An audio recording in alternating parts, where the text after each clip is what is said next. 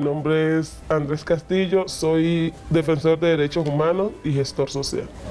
Mi trabajo consiste en hacer unos círculos de acompañamiento psicosocial para población víctima del conflicto armado, especialmente violencia sexual. Consiste en hablar sobre derechos humanos, sobre autorreconocimiento, autoestima y sobre todo en hacerle entender a las personas víctimas de violencia sexual que ellas no tuvieron la culpa de lo que le pasó. Porque nos hemos encontrado con personas víctimas de violencia sexual, el 90% dice que ellos son culpables del hecho victimizante que sufrieron. Nunca uno va a tener la culpa de las cosas malas que le pasan. Los culpables son otros, no uno. Y porque eso sirve para que la persona se atreva a denunciar. Y yo pienso que cuando uno denuncia, está contribuyendo a que ya no sean tantas personas las víctimas de este hecho.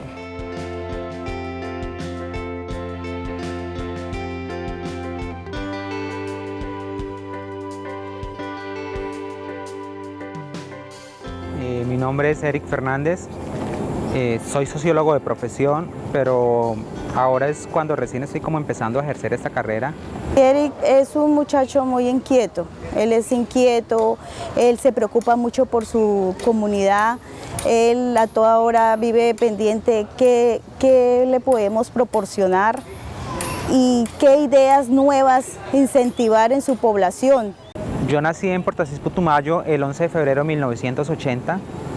Es mi ciudad natal, originaria, y viví prácticamente como hasta los 8 años. Luego me desplacé como por 5 años, regresé nuevamente a mi querido pueblo, el cual recuerdo mucho también. Y de ahí lógicamente tuve que volver a salir. Mi papá tuvo que desplazarse por cuestiones de la guerrilla, entonces pues él no nos quería abandonar, tampoco dejarnos en ese pueblo, porque pues, en ese tiempo Puerto Asís era una zona demasiado roja, demasiado peligrosa. Y más o menos en el 96, 97 empezaron a llegar grupos armados que supuestamente eran los que hacían limpieza en el pueblo, pero la limpieza implicaba acabar con una vida, y no solo con una, porque acabaron fue con muchas, donde lo que ellos decían que intentaban ganarse respeto, no se ganaban un respeto, sino que se ganaban era un miedo de toda una comunidad, de una población. Los grupos o el grupo que estaba en ese momento, no sé por qué razón o por qué motivo, de cierta forma me tuvieron cautivo en una de las haciendas.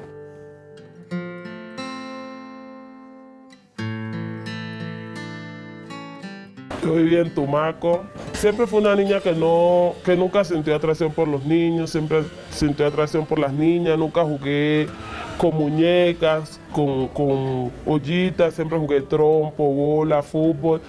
Tenía 20 años, un día salí del colegio, me quité la sudadera y la camisa, porque nunca me puse la falda del colegio, y me quedé en licra y todo.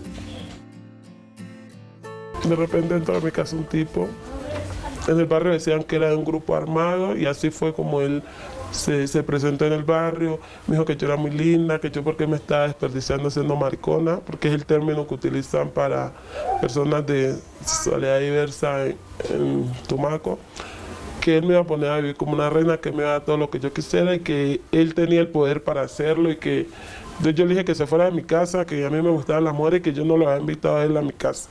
Entonces él me dijo que hiciéramos todo por las buenas o y no iba a tocar por las malas. Entonces yo le decía que se fuera, porque yo en ese momento estaba solo en la casa. Mi papá y mi mamá, que eran las personas con las que yo vivía, no estaban en ese momento. Él se abalanzó sobre mí, empezamos a forcejear. Y él sacó una navaja y me cortó los brazos y ahí yo ya perdí la voluntad, ya miré sangre, ya me dio miedo que me fuera a matar. Pues ahí ya él me violó y que yo era una maricona, que yo no era hombre, que para tener hombre se necesitaba pene y que si yo fuera hombre él no me estaría haciendo esto, que eso solo se lo hacían a las mujeres y cosas como esas. Esas palabras fueron durante todo el tiempo que duró pues la violación. Y luego yo quedé ahí en el piso, tirada, él se fue, mis padres se dieron cuenta, pero yo nunca fui al médico porque primero me daba miedo a que todo el pueblo se enterara de lo que me había pasado, y segundo, él me amenazó, él me dijo que si O sea, yo lo denunciaba, si yo le contaba a alguien lo que había pasado, y iba a agarrar a mi mamá y a mí y le iba a matar a mi mamá adelante de mí. Lo primero que hay que decir es que las orientaciones sexuales y las identidades de género que no están dentro de la norma social son perseguidas por los actores armados y en muchos casos también son validadas por las comunidades o por los entornos donde se encuentran estas personas. Eso hace que uno de los hechos victimizantes más recurrentes, además del desplazamiento forzado, sea la violencia sexual, que puede tener también prácticas de tortura. Y lo importante aquí es entender cuál es la intención del actor armado al violentar y al vulnerar a las personas lesbianas, gays, bisexuales, trans e intersex. La intención es mantener una norma social que niega la posibilidad de ser de estas personas.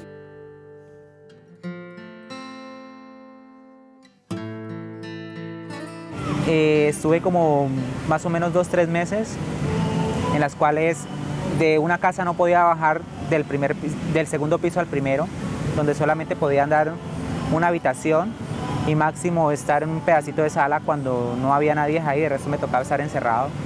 Muchas veces me agredieron, ¿sí? Aún tengo las cicatrices en las piernas porque me daban con los fusiles, me veían como un objeto o algo ridículo, ¿sí? Aún siendo joven y eso, y aún no demostrando mucho de que tenía una orientación sexual diferente, ¿sí? Porque igual aún yo no lo había definido y también, tal vez más bien siempre he sido como un poco reservado también en ese sentido, ¿sí?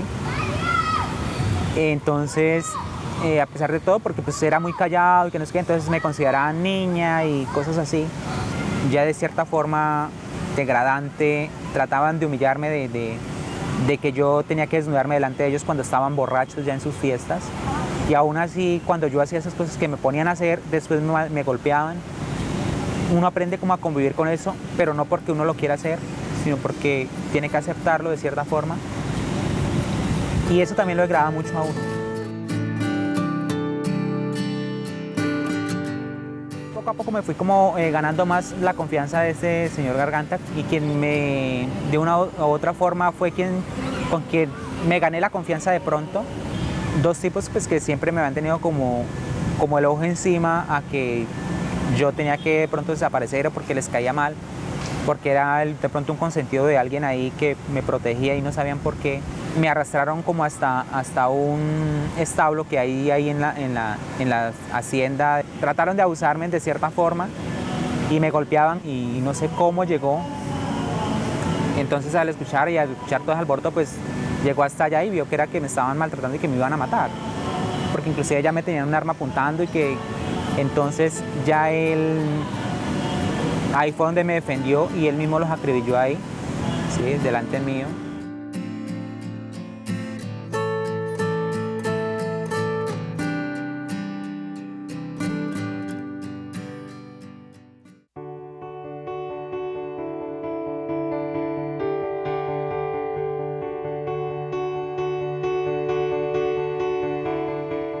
Yo decidí irme de la ciudad, me desplacé hasta la ciudad de Cali. Bueno, estuve en Cali aproximadamente unos 6-5 meses. En el tiempo que estando acá en Cali me di cuenta de que estaba embarazada. A mí me dio muy duro estar embarazada, me dio durísimo. Yo casi todo el embarazo me la pasé llorando. Yo no quería al niño porque pues no era algo que yo había decidido, fue algo que otras personas decidieron por mí. Las afectaciones diferenciales que padecen las personas trans, pero específicamente los hombres trans en el marco del conflicto armado, están en muchos casos relacionadas con las que pueden padecer las mujeres biológicas por efectos del patriarcado, como es el tema de la violencia sexual. La violencia sexual en cuerpos de mujeres, en algunos casos, trae como consecuencia embarazos forzados. Cuando eso se presenta en un hombre trans, la afectación al proyecto de construcción de identidad es muy grave. Recordemos que la interrupción voluntaria del embarazo en casos de violencia sexual está reconocida dentro de los derechos sexuales y los derechos reproductivos y es aplicable también a las personas, como el caso de los hombres trans que son víctimas de violencia sexual. Sí, yo siempre he sido consciente de ese derecho. Yo siempre he sabido que una persona, independientemente de que sea población LGBT o no, puede interrumpir el embarazo en algunos casos. Bueno, decidí tener al niño, convertirme madre de familia, podríamos decir. Y pues me tocó dedicarme al niño, me tocó trabajar para él, para comprarle lo que él necesitaba, para meterlo a estudiar. Y pues mis sueños se fueron posponiendo un poco. Empezó otra historia porque él mismo se encargó de sacarme de ahí ya definitivamente y me dijo, no, tú te vas para otro lado, yo te voy a ayudar, siempre te he colaborado. Y al otro día, solamente faltando como 5 minutos para que el avión saliera, ya él me había mandado un carro que me llevó hasta el aeropuerto y me subieron directamente al avión y chao, para Medellín. Yo todavía quiero ser trabajador social y voy a iniciar, si Dios quiere, en el año que viene mi tránsito físico, porque yo no lo había hecho por él, porque yo decía que para él iba a ser muy traumático que él mirara a su mamá como físicamente una mujer, y después de unos meses que le llegue como un hombre. Pero estuvimos hablando con psicólogos, con personas con chicos que son trans, que ya iniciaron su tránsito físico y que también tienen hijos, y me dicen que los niños son muy receptivos y que mi niño lo va a entender. Es muy expresivo, siempre me está diciendo que me quiere, siempre está ahí conmigo, siempre ha estado, pues como la persona que es mi razón de vivir en este momento. Me di cuenta de que en todo esto que pasó, él es el menos culpable. Y pues he ido como asimilando eso y quiero mucho a mi niño.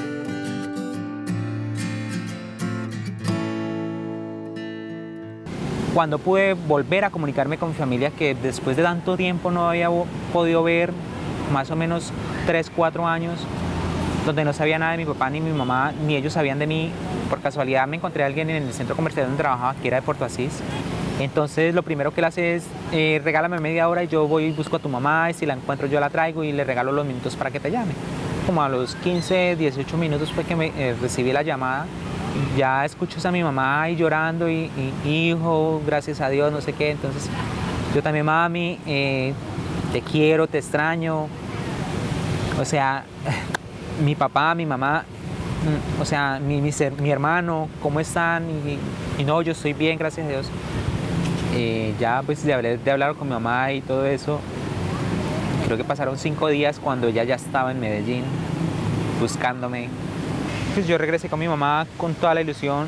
Lo más bonito fue que mi papá me dijo en ese momento, hijo, tú ya estás grande, ya has vivido, nosotros no hemos estado ahí para apoyarte, solo esperamos que la decisión que usted tome, la tome con responsabilidad porque es su vida.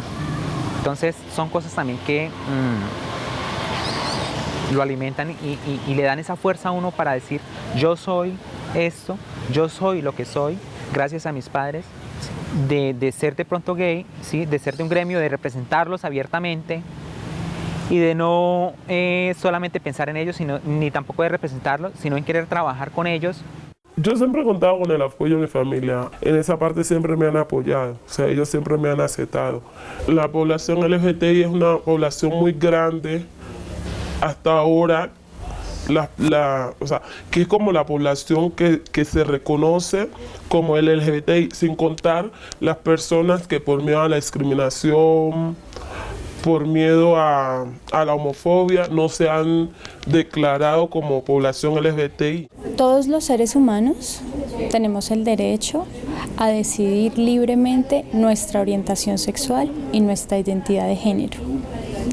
A partir de allí, y teniendo en cuenta la discriminación histórica, La Corte Constitucional desde hace muchos años ha ido reconociendo progresivamente diferentes derechos, dentro de los que se encuentran los derechos patrimoniales y los derechos a la seguridad social de las parejas del mismo sexo, el derecho a conformar familia, el derecho al cambio de nombre y al cambio de sexo, el derecho a no ser discriminado en razón a la orientación sexual y la identidad de género.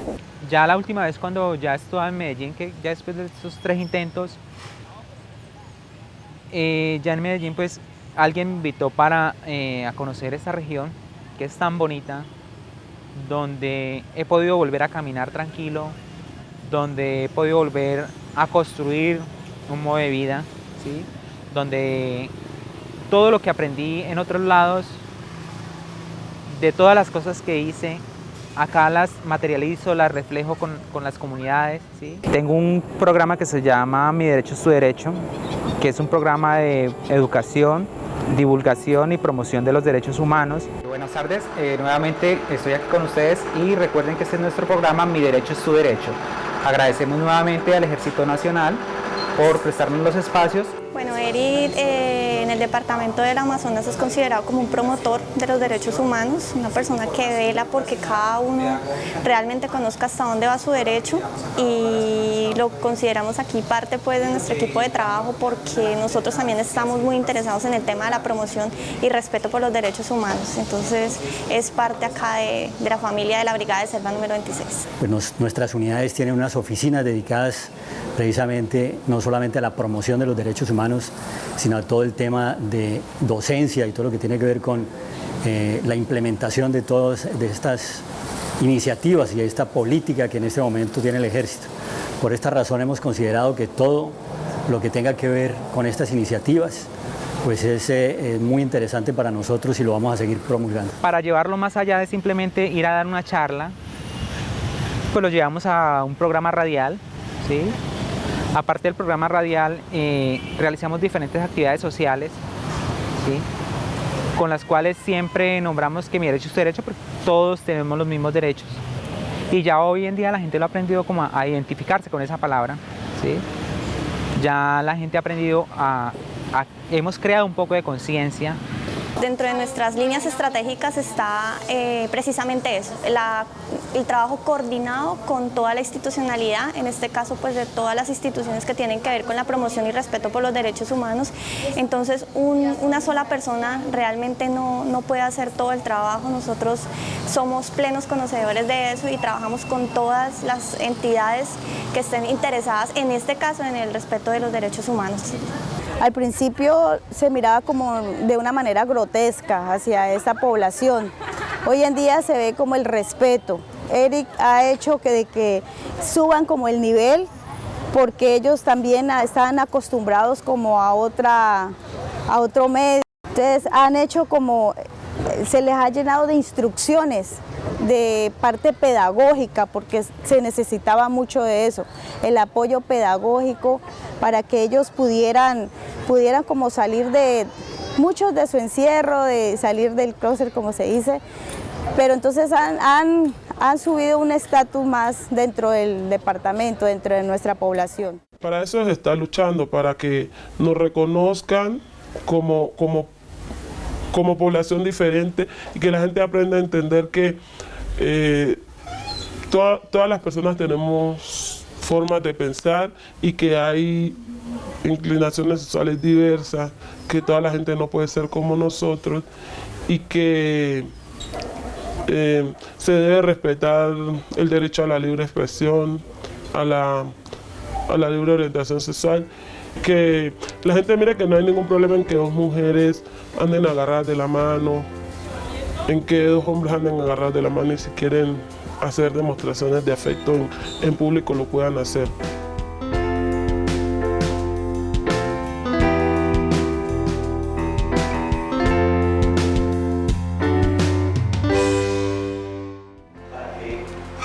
Abordáramos este tema, el Estado y los victimarios. Pues bien, Eric, aquí estamos cumpliendo tu intencionalidad, tu iniciativa y vamos a procurar sostener un diálogo. Eri inició su ruta de reparación en el mes de octubre del 2014.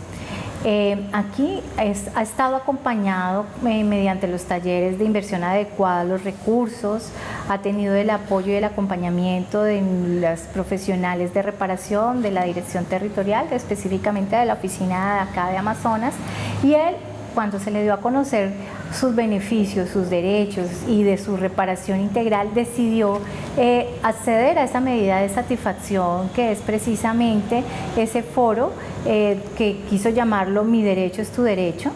Gracias a la unidad me ha cumplido con algo también que es muy importante dentro de mis medidas de satisfacción, la ruta de reparación individual.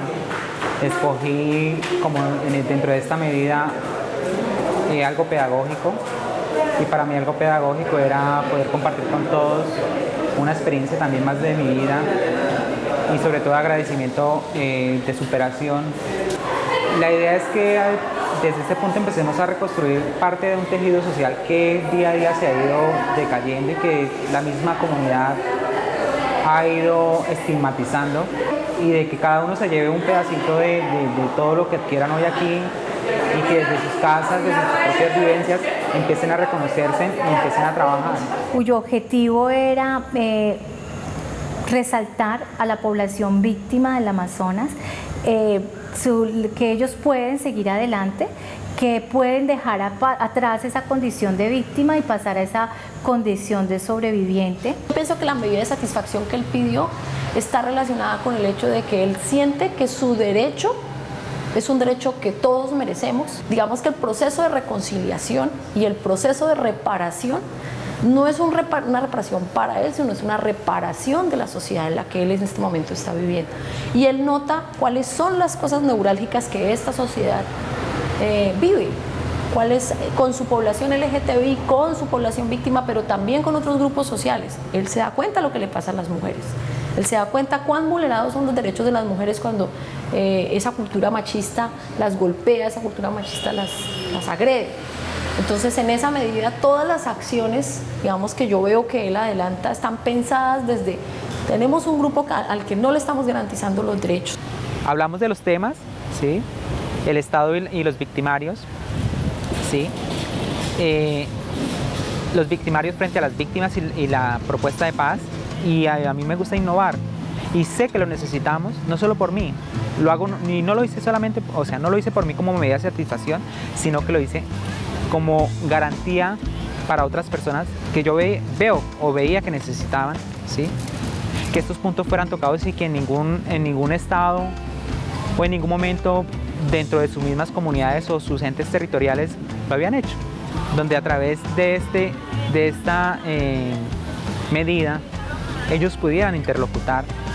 Fue un día muy chévere, la gente compartió, aprendió, y donde desde el primer momento era: Eri, gracias por esto, Eri, eres una persona impulsadora, eres el primero que impulsaste esta pedagogía. Nos está dando una gran muestra de ejemplo de gran ciudadano, de querer aportar desde algo muy personal para un colectivo.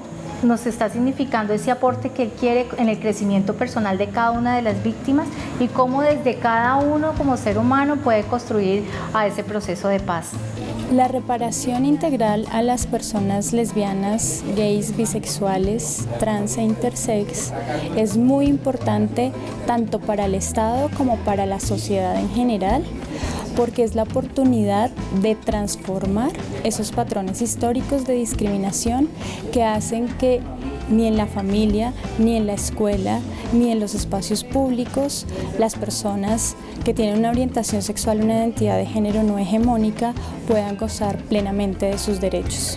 Mi sueño es ser uno de los mejores trabajadores sociales de Colombia y hacerme el tránsito físico. Esos son como los sueños que tengo. Y entonces los invito a eso, a que hoy empecemos a vernos con capacidades, ¿sí? Con esos derechos propios que si en algún momento nos lastimaron o que nos sentimos vulnerados, nosotros los tenemos, nadie nos los ha quitado, ¿sí? Son nuestros, están aquí dentro.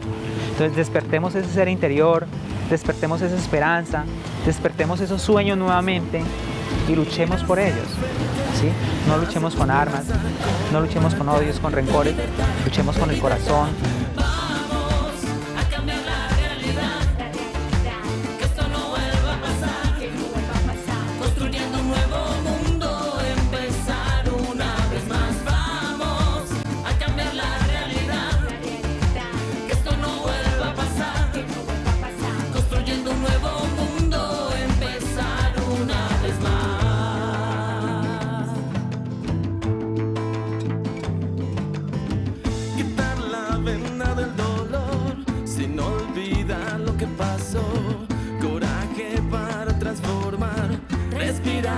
Volver a empezar, construir algo distinto, depende de nosotros mismos, mirarme en el espejo y reconocer de mis cenizas puedo